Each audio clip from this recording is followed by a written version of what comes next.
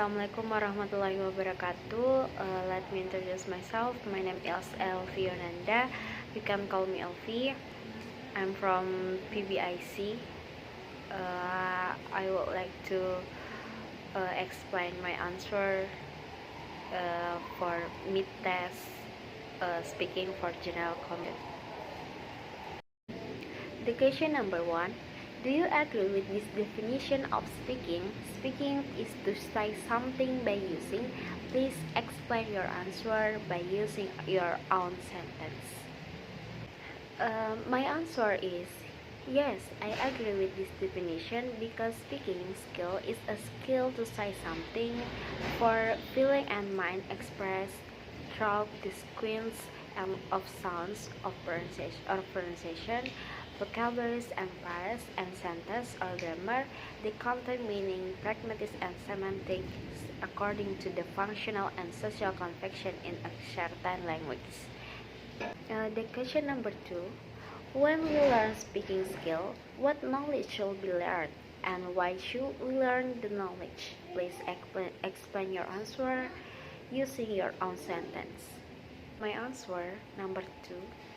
The English learners need to recognize that speaking is not only a matter of saying something correctly according to the grammar, vocabulary, and pronunciation, but it's also a matter of producing language appropriately according to the functional and the social convention in the foreign language. Then the learners practically require the three major areas of knowledge. I, the knowledge of how English is organized. English learners need to know about using proper grammar, vocabulary, and pronunciation. B, the knowledge of how native speakers use English, social and cultural rules. Speaking English is not only about using proper grammar, vocabulary, and pronunciation, but also about understanding the culture and public behavior in which it is spoken. Understanding how to take into account who is speaking to whom, in what circumstance, about what, and for what the reason. C. The knowledge of how to communicate in English function. English learners need to know how to take part in English communication. For example, how to plan what you want to say in English, how to take turns in conversation aids. The question number 3. What do you know of speaking in social context? Please explain your answer. My answer number 3. In my opinion, recognize speaking in terms of definition is not the end to understand what speaking is. It is also important to recognize it in terms of its types as the matter of fact. Understanding the definition of speaking gives the students a clear picture about the existing components, unifying system. This have a skill in spoken language called speaking.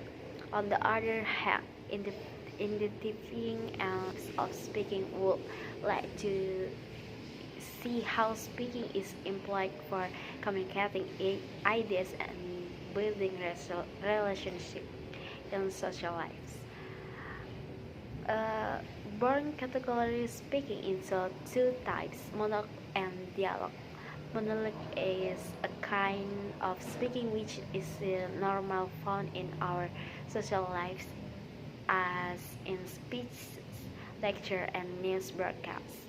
Dialogue normally refers to an interactional discourse which involves two or more speakers. Dialogue can be subdivided according to the purpose of the speaker interaction. Number 4. Do you agree with saying that the target of learning speaking is communicative competence? What do you know of communicative competence? Please explain your answer using on our sentence. My answer number 4. Yes, I agree with saying that the target of learning speaking is communicative competence. Communicative competence is a person's ability to communicate according to the thought about the topic well to the other person. Communicative competence includes the knowledge that a speaker has about the underlies appropriate and correct language behavior and speech behavior effectively. The last question, number 5.